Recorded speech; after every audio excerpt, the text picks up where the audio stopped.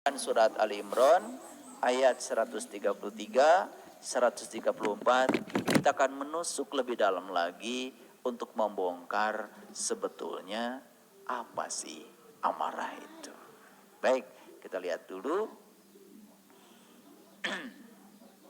Apa sebetulnya marah itu? Dan kapan kita marah? Biasanya kalau kita menyebut kata marah, itu ada kaitannya dengan emosi. Emosi itu bahasa Indonesia, aslinya bahasa Inggris. Emotion.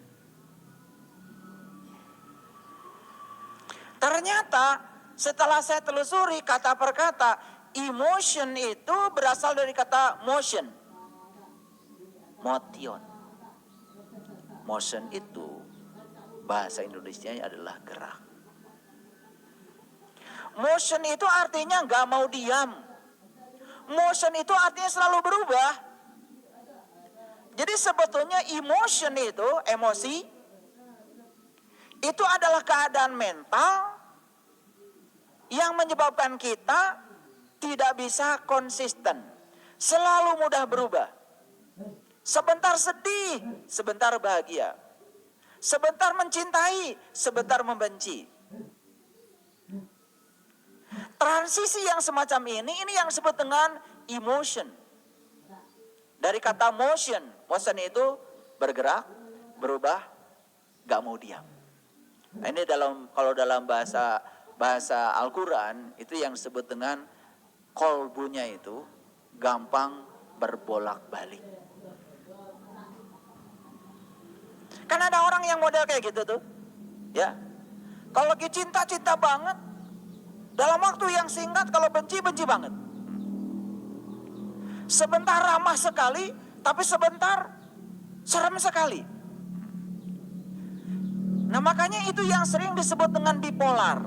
Orang yang berkepribadian ganda. Sebetulnya kepribadian dia bukan ganda, satu kesatuan. Cuma ada emotion. Dirinya itu mudah berubah. Motion itu artinya bergerak. Jadi transisinya begitu cepat. Gitu. Nah, oleh karena itu emosi selalu dikaitkan dengan kemarahan. Apa sih marah itu? Marah itu adalah emosi yang ditandai oleh pertentangan terhadap seseorang atau perasaan setelah diperlakukan tidak adil, tidak benar. Dan kemarahan membantu kita memahami bahwa kita merasa dirugikan dan memberi dorongan untuk bertindak atau memperbaiki keadaan. Jadi kalau definisi marah itu seperti ini, sebenarnya marah itu tidak semuanya buruk. Nah, nanti akan saya beritahu bagi yang suka marah, ada caranya. Marah yang baik sedikit. Nah, baik sedikit nanti saya kasih tahu caranya. Karena kemarahan itu dalam bahasa David Hawkins itu adalah energi. Dan energi dalam bahasa fisika itu tidak bisa diciptakan, tidak bisa dimusnahkan. Tetapi energi itu dapat dirubah bentuk. Jadi tidak ada yang bisa menciptakan energi. Dan tidak ada juga yang bisa meniadakan energi. Energi itu sudah ada. Cuman energi itu berubah bentuk. Contoh sederhana. Asalnya energi air, energi potensial air. Adanya di mana? Ya, dulu kampung di sana, ya, di Cirata itu kampung di Bendung. Sehingga air sungai Citarum yang begitu luar biasa, itu kemudian ditampunglah. Nah setelah ditampung kemudian dia memiliki tenaga potensial yang disebut dengan tenaga potensial air. Lalu itu digunakan untuk mendorong turbin, bukan? Maka dibangunlah pembangkit listrik tenaga air, namanya PLTA. Isinya apa? Air yang ditampung itu, tenaga yang besar itu kemudian disalurkan ke pipa, digunakan untuk memutarkan turbin. Jadi asalnya energi potensial berubah menjadi energi kinetik, kemudian menggerakkan turbin, setelah itu dirubah menjadi energi listrik. Setelah terjadi energi listrik kemana? Disalurkan ke rumah-rumah. Terserah sampai di rumah mau dibuat jadi apa. Ada yang dijadikan energi cahaya.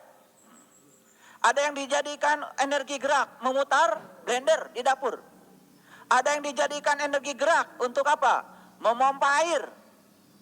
Memasuki toren, dari toren dijatuhkan ke bawah. Di rumah kita betapa susahnya kalau tidak ada listrik. Coba sadari, apa yang terjadi di rumah? Yang terjadi di rumah itu adalah perubahan energi. Energi listrik digunakan untuk berbagai keperluan rumah.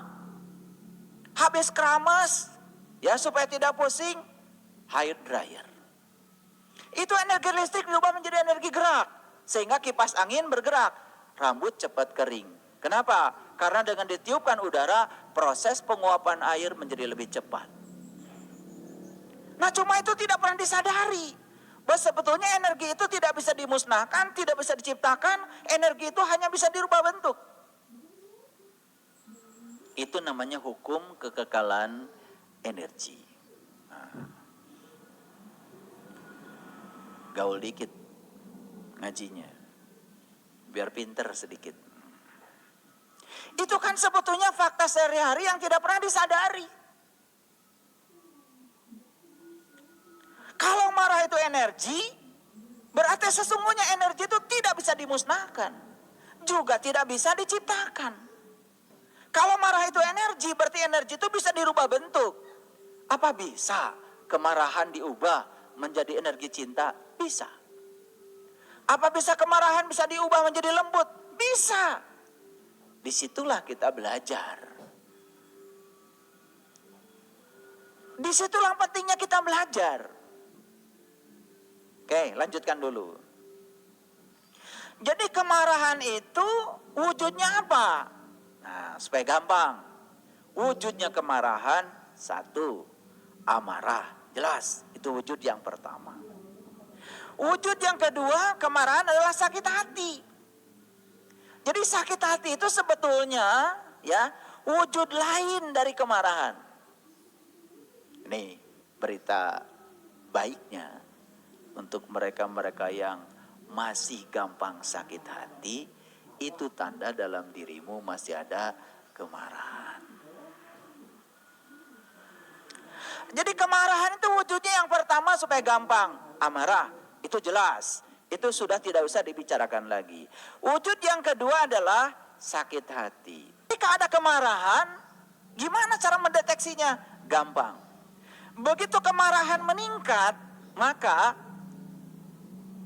kadar adrenalin dalam darah kita juga meningkat. Nah, adrenalin itu adalah kadar hormon dalam darah yang membuat kita menjadi cemas, tegang. Itu sebetulnya bagi yang cerdas, mereka bisa baca. Kalau otot kita tegang, cara rangkel, sebetulnya bisa jadi bukan sekedar capek secara fisik, itu ada kemarahan. Dan sudah mewujud menjadi sebuah indikator baru. Karena apa? Hormon adrenalin dalam darah meningkat. Ya, itu. Nah, gejala-gejala fisik yang lain apa? Ketika orang itu sedang marah, nah, makanya saya sering mengatakan, kalau ingin tahu manusia terjelek di dunia, lihat saja kamu ketika sedang marah. Ya. Jadi nanti kalau lagi marah, kebetulan nih lagi marah, saya ingin tahu manusia terjelek di dunia. Lagi marah-marah, kemudian lihat cermin. Di situ kau akan ketemu manusia paling buruk rupa di semesta ini. Ketemu nanti itu. Ya, itu. Nah, ketika orang itu sedang marah, satu, ya, biasanya merasa diri berkuasa.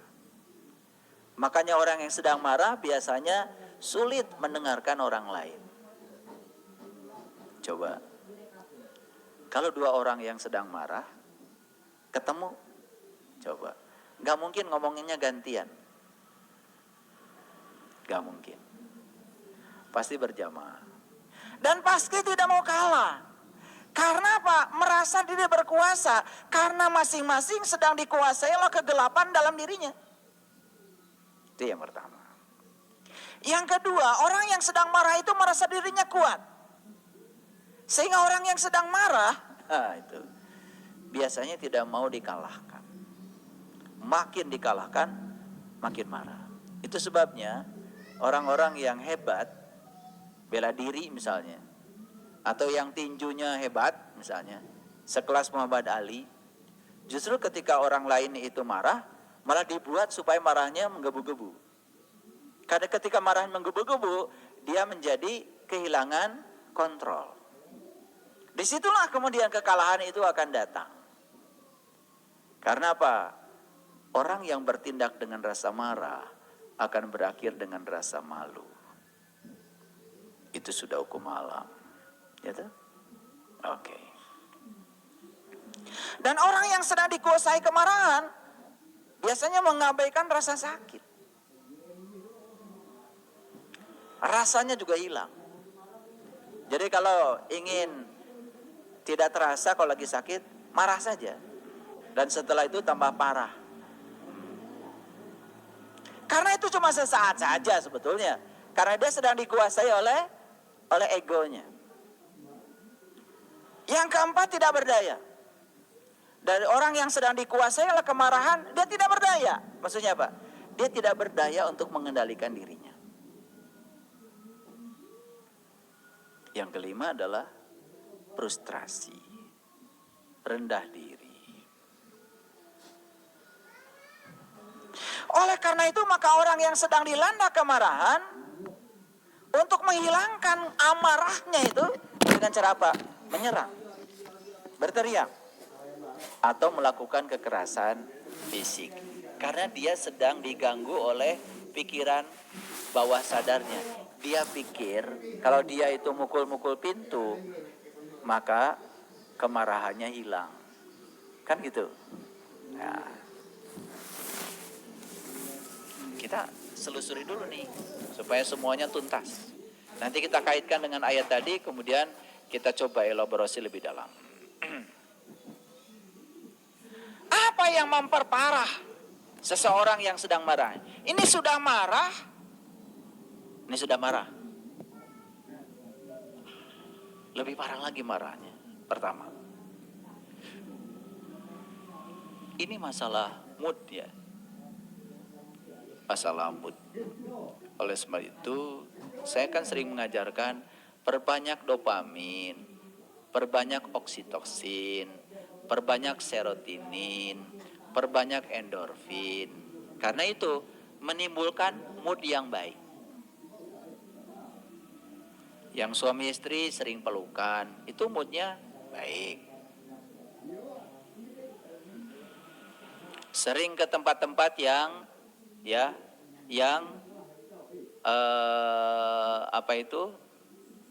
lebih dekat ke alam. Lihat pemandangan, lihat gunung, lihat ruang kosong, itu sebetulnya meningkatkan mood itu. Banyak sekali yang mengabaikan hal seperti itu. Berjemur ya di matahari itu meningkatkan mood. Mandi pakai air hangat itu juga meningkatkan dopamin. Makan enak, ya sehat, itu juga meningkatkan mood itu. Jadi banyak sekali, dengarkan musik itu juga meningkatkan mood itu.